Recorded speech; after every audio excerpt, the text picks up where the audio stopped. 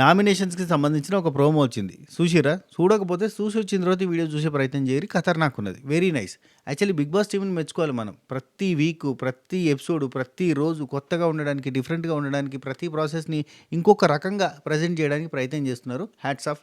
వాళ్ళ ఎఫర్ట్స్‌కి నిజంగా claps కొట్టొచ్చు. Very, very, very అంటే నాకు తెలిసి లాస్ట్ ఫ్యూ సీజన్స్ నుంచెల్లి కొత్తదనం లేక ఎప్పుడు రొటీన్ రొట్ట అబ్బా! ఏందిరా నాయన. ఇప్పుడు నామినేషన్స్ ఎపిసోడ్ చూడుర్రి. లాస్ట్ ఫ్యూ సీజన్స్ నుంచెల్లి 2, 3 సీజన్ల నుంచెల్లి ఎట్లున్నది? ఏముంటే ఇయాల మొదలైతది నామినేషన్ అంటే రేపటిదాకా సాగుతది. గుంజుతారు బంక సాగినట్టుగా. ఓ దిక్కుమాలిన ఒక పాయింట్ పట్టుకొని తిప్పి, తిప్పి, తిప్పి, తిప్పి మనల్ని పిప్పి, పిప్పి ఏసి పడేస్తారు. గసొంటిది ఈసారి చూడుర్రి డిఫరెంట్‌గా మంచిగా కొత్తగా. మొన్న వీక్ చూస్తే టాస్క్‌లు పెట్టి టాస్కులలో గెలిచిన వాళ్ళు నామినేట్ చేయడము, లేదంటే ఆ లక్ మీద నామినేట్ చేసే అవకాశం వచ్చుడు. అట్లా ఒక పజిల్ ఒక గేమ్ పెట్టి, లూడో గేమ్ పెట్టి చేయడం భలే అనిపించింది.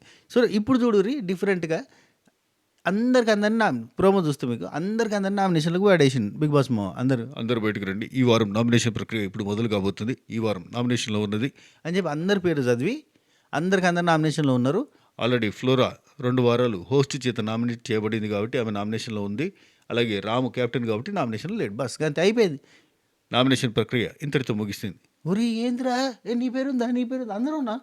ఓయమ్మ అందరం బాయిలో దుంకినవరయ్యా అని టెన్షన్ పడేటట్టు చేసి, ఆ తర్వాత మెల్లగా సావు కబురు సల్లగా అన్నట్టు వాళ్ళకి లోపలికి పంపించి వాళ్ళని లోపలనే ఉండమని చెప్పి బయట సెటప్ చేసేసి ఇంకా లెవ్వలే ఆసాములు పండుకొని ఉన్నారు మంచిగా.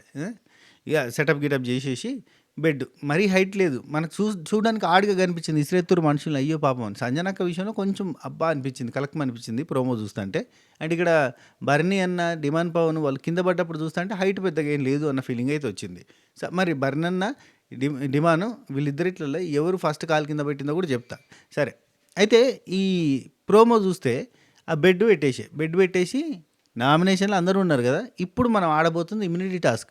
ఇందులో ఎవరు బచాయించి ఇమ్యూనిటీ సంపాదిస్తారో దే ఆర్ సేఫ్. ఎవరైతే కింద ఉంటారో బెడ్ దిగి కాలు కింద పెట్టినా, బెడ్ నుంచి ఎవరైనా కింద వేసినా మిమ్మల్ని మీరు నామినేషన్లోకి పోతారని చెప్పి పెట్టే.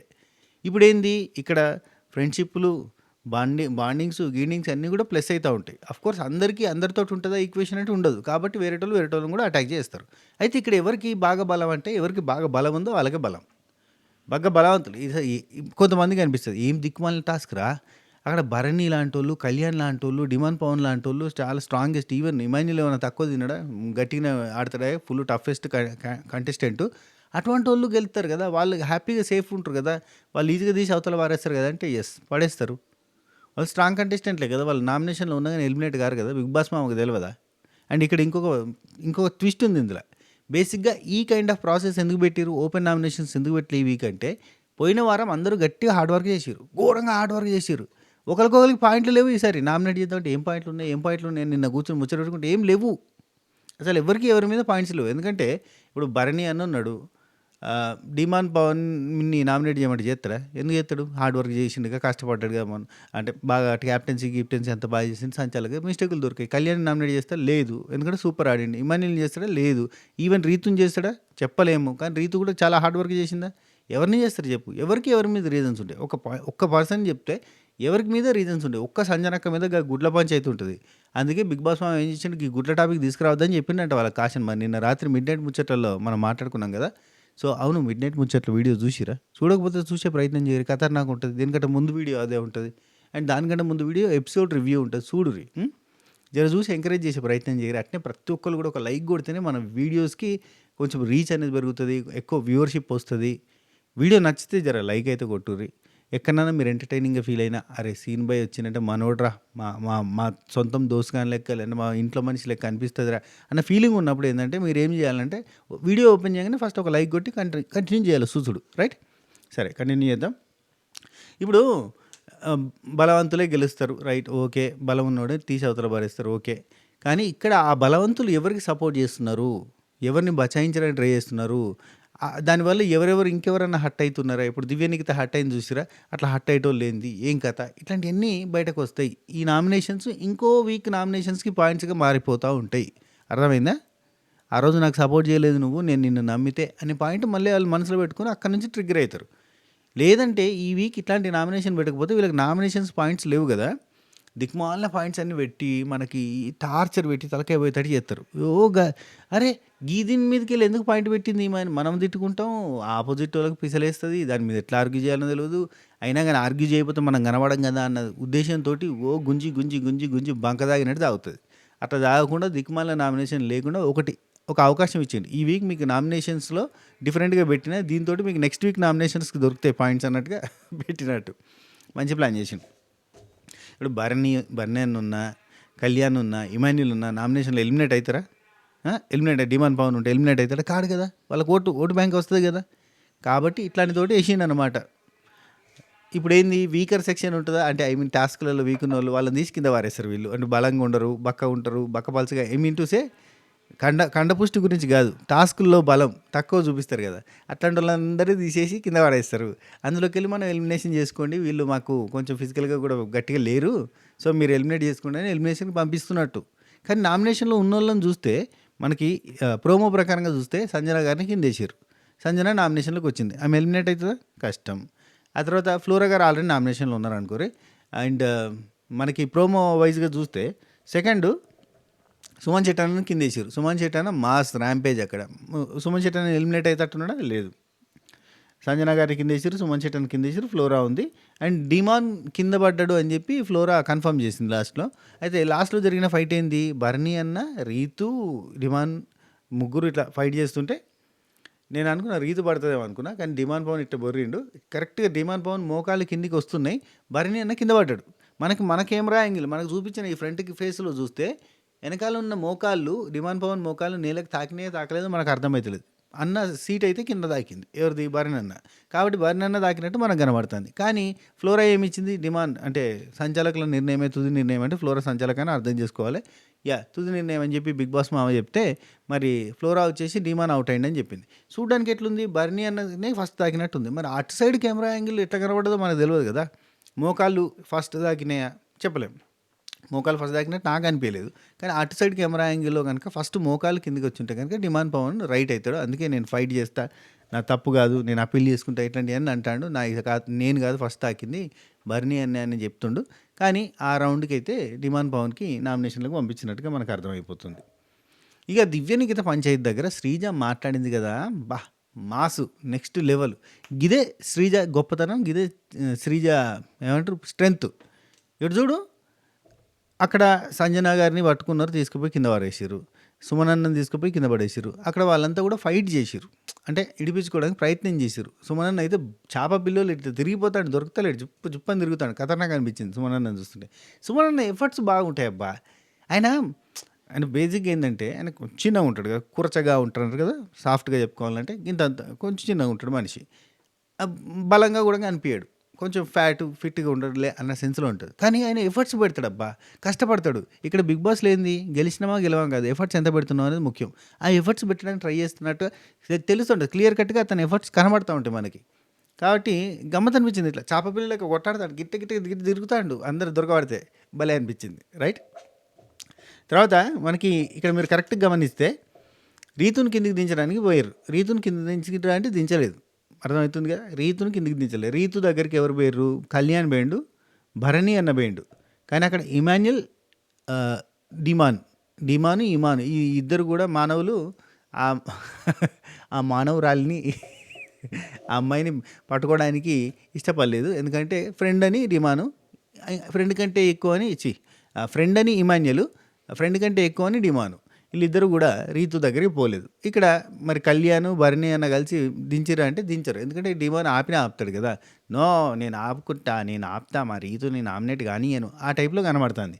ఆ తర్వాత ఇక్కడ మీరు సంజన అక్క దగ్గరికి వస్తే డిమాండ్ పవను, కళ్యాణ్, భరణి అన్న వీళ్ళు ముగ్గురు బట్టి కింద వేస్తున్నారు. అక్కడ ఇమాన్యుల్ మళ్ళీ పట్టుకోలేదు, ఎందుకంటే మదర్ సెంటిమెంట్. ఇక్కడ బాండింగ్స్ అనే పాయింట్ ఎందుకు వచ్చింది దివ్యనికిత దగ్గర నుంచి చెప్తున్నానట్టు. ఆ తర్వాత సుమన్ శెట్టి దగ్గరికి వస్తే నలుగురు పట్టారు. అన్నకి సుమన్ శెట్టి అన్న అంటే అందరికీ ఇష్టమే, కానీ ఆ బాండింగ్ ఉందా అంటే నామినేషన్ చేసే దగ్గర లేదు, అందుకని వేసేసారు అన్న ఫీలింగ్ వచ్చింది. ఇప్పుడు ఈ సంజనక్కతోటి ఉన్న మమ్మీ బాండ్ లేదు కదా ఇమాన్యుల్కి, ఆ టైప్లో ఇప్పుడు తనుజ దగ్గర ఉన్న డాటర్ బాండ్, దివ్య దగ్గర ఉన్న క్లోజ్ ఫ్రెండ్ బాండ్ బర్నీకి ఉన్నట్టుగా ఆ టైప్లో అటువంటి బాండ్స్ ఏం లేవు. కాబట్టి ఇప్పుడు సుమన్ శెట్టి అన్న అందరికందరు లేబర్ కిందేసిర్రు. కానీ అదొక నమ్మకం. సుమన్ శెట్టి అన్న ఎలిమినేట్ కాడు అనేది ఒక పాయింట్. అంటే స్టార్టింగ్‌లో వాళ్ళకుండే ఖచ్చితంగా సుమన్ శెట్టి అన్న ఎలిమినేట్ అయితాడని. కానీ ఇప్పుడు చూస్తుంటే సుమన్ శెట్టి అన్న ఎలిమినేట్ కాడు. ఒక ఫ్యాన్ బేస్ ఏర్పడ్డదన్న సంగతి వాళ్ళకి కూడా తెలిసింది. ఎందుకంటే ఆ అరుపులు, ఆ లొల్లులు ఏమిది సుమన్ శెట్టి అన్న పేరు చెప్పినట్టు గాని, అప్‌లోడ్ చేసినప్పుడు గాని, ఆడియన్స్ రెస్పాన్స్ గాని వాళ్ళు వింటారు కదా! అదొక క్లారిటీ వచ్చిందన్నట్టు. నాగార్జున సార్ ఇచ్చే మాస్ ఎలివేషన్స్ కూడా ఉంటాయి కదా! మొన్నేమన్నాడు? గోల్డెన్ స్టార్‌కి దగ్గరగా ఉన్నావు. గోల్డెన్ స్టార్ అచీవ్ చేసే పర్సన్‌వి. నువ్వు అంత అర్హత ఉంది అని చెప్పి ఇమాన్యుల్ తర్వాత మన సుమన్ శెట్టి అన్నకి చెప్తారు కదా! అట్లా. రైట్. ఇప్పుడు దివ్యనిఖిత దగ్గరికి వద్దాం. దివ్యనిఖిత దగ్గరకొచ్చి ఇట్లా పట్టి గుంజడానికి ట్రై చేస్తున్నారు. గుంజడానికి ట్రై చేస్తుంటే వేరే వాళ్ళని ఇక్కడ ఒక పాయింట్ రాసుకున్నా. దివ్యనిఖిత వేరేటోళ్ళని కింద పడేస్తున్నప్పుడు మస్తు ఎంజాయ్ చేస్తుంది. మస్తు నవ్వుకుంటుంది. నవ్వుకుంటుంది. యాహ్! దివ్యనిఖిత ఏ పాయింట్ ఉందని నన్ను తీసేస్తున్నారు చెప్పండి. ఏ పాయింట్ ఉందని తీసేస్తున్నారు నన్ను అని అడిగింది. అడిగితే ఇమాన్యుల్ ఉండి ఎవ్వరికీ ఏం పాయింట్ లేవమ్మా అన్నాడు. అనగానే దివ్య ఏమంటుంది, నన్నెందుకు అంటే మరి నేనెందుకు దొరికాను మీకు ఈ రౌండ్‌కి? ఒక్కడికి ధైర్యం లేదు. ఇక్కడ కాలింది అందరికి. ఒక్కడికి ధైర్యం లేదు. ఒక్కడికి దమ్ము లేదు. ఐ మీన్ దమ్ము అనలేదే కానీ ఒక్కడికి ధైర్యం లేదు. మీ ఫ్రెండ్‌షిప్‌లు పోతాయి. మీ బాండ్‌లు పోతాయి అని చెప్పి చూస్తున్నారు. 100% ఫ్రెండ్‌షిప్స్, బాండ్స్ మీదకెళ్ళి అక్కడ నడుస్తుంది కథ. హైలైట్ ఏందంటే నాకున్న సోర్స్ ఆఫ్ ఇన్ఫర్మేషన్ ప్రకారంగా తనుజ కూడా నామినేషన్‌లోకి వచ్చిందని. మరి తనుజని ఎవరు బట్టి కిందేసిరంటావు? కళ్యాణ్‌కి క్లోజే, బర్నీ అన్నకి క్లోజే, డిమాన్‌కి క్లోజే. డిమాన్ ఆల్రెడీ అవుట్ అయిపోయిండు అనుకో. ఇక్కడ ఉన్నది ఎవరికి? ఇమాన్యుల్‌కి క్లోజే. ఎవరు నెట్టేసి ఉండొచ్చు? లేడీస్ కొట్లాడుకున్నారేమో. శ్రీజ దిగిందేమో రంగంలోకి అనిపించింది నాకు. లేదంటే తనుజాని కిందికి దింపడానికి అసలు అక్కడ శక్తులన్నీ అడ్డుకుంటాయి.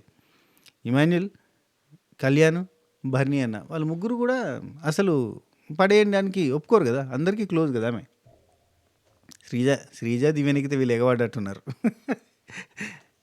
అయితే ఇక్కడ దివ్యనిఖిత ఇట్టే ఫైట్ చేస్తుంది. ఎవరికి ఏం పాయింట్స్ లేవంటే ఎవరికి లేకపోతే నన్నెందుకు పడేస్తున్నారు? మీకు ఒక్కడికి కూడా ధైర్యం లేదు. ఫ్రెండ్షిప్లు బాండ్లు పోతాయని చెప్పి మీరు భయపడుతున్నారంటే శ్రీజ ఉండి ధైర్యం గురించి, దమ్ము గురించి ఆ వర్డ్స్ని వాడడం అన్నెసెసరీ అనిపిస్తుంది నాకు ఇక్కడ అన్నది.